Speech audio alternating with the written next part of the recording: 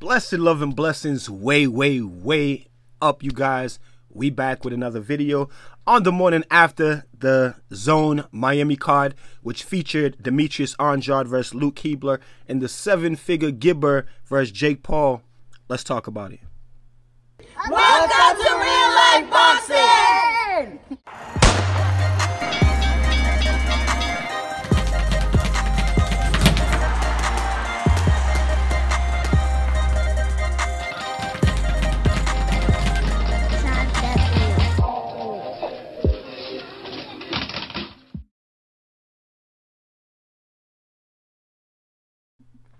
Blessed love and blessed day, oh boxing world, boxing nation, fighting world, fighting nation.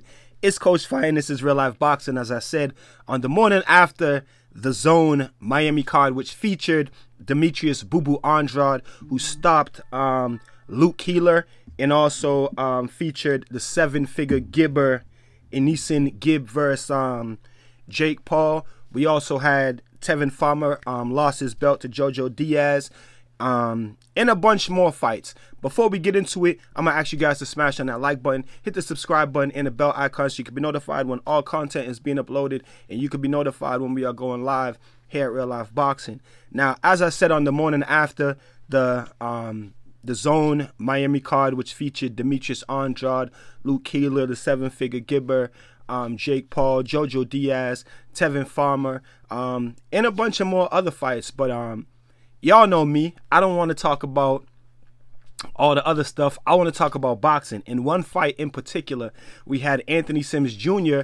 versus Romer Alexis Angulo. And I want to talk about this fight because this fight stuck out to me. Now, I believe that this fight was before the actual main card started. I think this might have been the fight right before the actual main card started. So a lot of people didn't see this fight if you weren't watching it before 9 o'clock, I think. So Anthony Sims Jr., prospect out of the Kronx gym, was formerly trained by Emmanuel Stewart. I think he's 22, or he was 22-0 with 20 knockouts. So big puncher, really good boxer, boxes on the back foot, likes to counter. He's got speed, good footwork, hard puncher, just a really good boxer. You know what I mean? Against Romero Alexis Angulo, who is more of a pressure puncher, was a hard and has some power. He also is a hard puncher with 25 fights, I believe, and he had like 22 knockouts, and he had one loss. So these are two strong guys. They fight at super middleweight. Both have knockout power and so forth. But it was also for the WBO Latino, super middleweight championship. But let's get into the fight. So Anthony Sims Jr. Obviously he was the favorite. You know what I'm saying? The Zone is pushing him as a young prospect. I think that everybody expected Anthony Sims Jr. to win this fight fairly easily. Now, he came out in the first round boxing, you know, really nice, moving. Well, I wouldn't say boxing really nice. He was moving really nice, using his great ring generalship, as Sergio Mora would call it, using his great ring generalship, was just moving, making Angulo miss punches, but he wasn't throwing any punches. He didn't throw any punches at all. He came back to his corner in the first round, and you know, his trainer's telling him, you know, double jab with a 1-2, double dab, slide off to the left and put the hook behind it. And he asked his trainer, I won that round, right? And the trainer said, no, you didn't win that round. And he said, that's some bullshit, you know, but whatever. This cycle, this pattern continued throughout the rest of the fight. Now, I thought that Anthony Sims Jr. was, you know, was moving around and trying to frustrate Angulo, maybe trying to get Angulo frustrated, trying to tire Angulo out a little bit so that, you know, in the later rounds when Angulo slowed down, Sims could pick up the pace. But Anthony Sims Jr., he never picked up the pace. This dude spent this entire fight on the back foot, moving, posing, looking pretty, and just wasn't throwing any punches. And every time he went back to his round, he was asking his coach, if he won the round. And the coach is pleading with him and telling him, no, you did not win that round. You're not doing anything.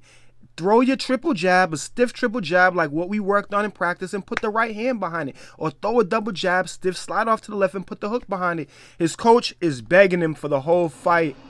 Here goes. This is in the corner after the first round. Double jab. The double jab. Go to the right, drag the hook. He's wide open for that. His trainer is visually getting frustrated as the fight goes along. Let's stop. I would like to have seen another warning. I'm trying to stop in the corners so you guys can hear. Yes, water. You're not ahead, Anthony. All right, he's telling him you're not ahead. So his trainer, he said, I'm below. His trainer said, yes, you are. He said, how much? His trainer said 2 points. So his trainer, he did something real slick because they were never showing the scorecards. But his trainer said they just showed the scorecards and you're down 2 rounds. Now, his trainer did this to make him, to make him become aggressive, to make him start throwing some punches. And I felt like it was a really nice, slick tactic, but it never worked. And the whole time, Sergio Mora, every time they came back from a round and the trainers telling him that he's losing, Sergio Mora would say, oh no, I don't think he's losing. He's winning the fight with ring generalship. Even though he's not being aggressive and he's not throwing much punches, he's winning the fight with ring generalship. And this is Sergio Mora, all right? Now, when we get to about the 8th, 9th round, Sergio Mora starts singing a different song. You know what I mean? I think Sims needs to pick it up more. This style is really, his game plan is really confusing. I don't really know, what he's doing. But he was praising the game plan for the entire fight up until reality kicks in. You know what I'm saying? So, and it's looking like, yo, you could lose this fight. You know what I mean? Because the trainer is pleading with Anthony Sims to do certain things, to throw a stiff triple jab and let the right hand go. His trainer's telling him, this guy can't handle you. You're too good for this guy. This guy now. Oh, I think that Anthony Sims Jr. This is maybe, I don't know. He may have been scared of this dude's power. He may have gotten clipped in training camp. He may have gotten hurt in training camp. Or he may just have been scared of this dude's power because he pulled a straight Adrian Broner performance last night. He did not throw any punches and he thought he won the fight. Now, the reason why I pulled this fight is because Anthony Sims Jr., he was regarded as a high prospect, and a lot of people giving him respect because he's from the Kronx gym.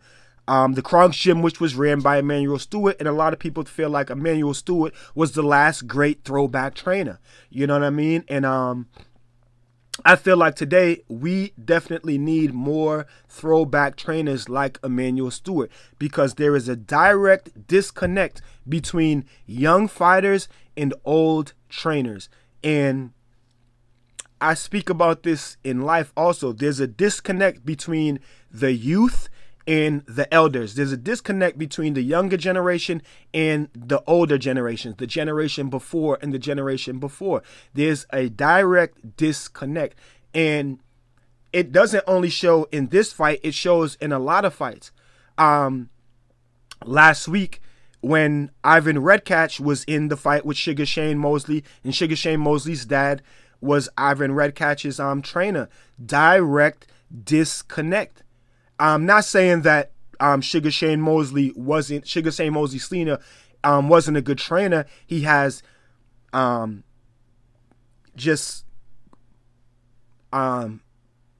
billions worth of boxing knowledge. So that can never be disrespected or taken away from him. The boxing knowledge is out the roof, but the connection with the fighter, you know, wasn't there. He wasn't really giving Ivan Redkach good instructions. He was telling him, oh, you need to throw more punches, but he wasn't really telling him how to do it. I mean, I understand why Ivan Redkach wasn't punching, because Danny Garcia punched every time Ivan Redkach punched. Now, if Sims was scared to be countered, his trainer was telling him, you know, how to get past it. Throw stiff jabs, slide over, and put something behind it. But, you know, Sims just wouldn't. Anthony Sims just wouldn't do it. And what I see, like I said, is a direct disconnect between young fighters and old trainers. His trainer's telling him, son, you're losing. He's saying, that's some bullshit. That's some bullshit. What you mean it's bullshit? You're not punching. I would have liked to hear what Emanuel Steward would have had to say to Anthony Sims Jr. in this fight, because we know Emanuel Steward does not shy, never shied away. Rest in paradise, rest up, fly high, Emanuel Steward. Emanuel Steward never shied away from telling a fighter what he needed to tell the fighter and how he needed to tell it. Don't give a fuck whether you land or not, just let him go.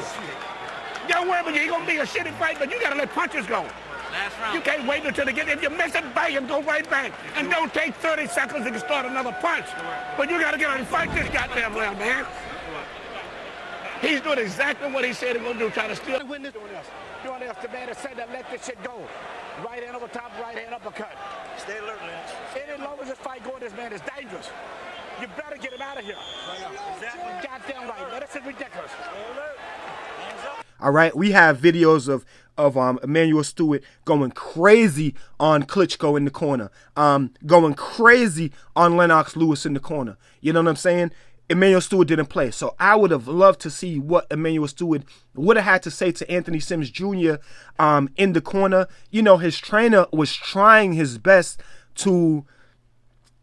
His trainer was definitely trying his best to explain this to Anthony Sims Jr., but it just wasn't connecting. So like I said, there's a direct disconnect between young fighters and old trainers, and this, I think, is why we see a lot of fighters nowadays turning to young trainers. We see a lot of young trainers in the game, you know what I'm saying? And I think that this is why, for some reason, there is a disconnect between youth and elder, you know what I'm saying? I don't know what it is, whether the youth or the elder can't really relate to the youth, or the youth sees the elder as really not being able to relate to him, or the youth may not give the elder all the respect that he deserves because the elder is an elder and he's kind of fat, he's kind of out of shape, where the youth is the physical specimen. But there's a lot more to it than just physicality, you know what I'm saying? And I see a direct disconnection between young fighters and old trainers. I want you guys to tell me what y'all think about it in the comment section. Other than that, the fight card was Jojo Diaz against Tevin Farm. I think you know, people expected a little bit more, even though it was a decent fight. Jojo Diaz won, like I said. Demetrius Andrade stopped Luke Keeler late, dropped him a whole bunch of times in the fight. And the other guy lost his belt. I can't remember his name. The 122 pounders. But you guys tell me what y'all think about it in the comment section. Until then, keep fighting your fight and protect yourself at all times. Peace and one love. So if you like this video and you would like to see more great content like this on the channel, go to the PayPal link or the Cash App link in the description and show your appreciation by donating any amount that you feel is equivalent to the value of this video. Thanks for watching. Thanks for the support. This is Real Life Boxing.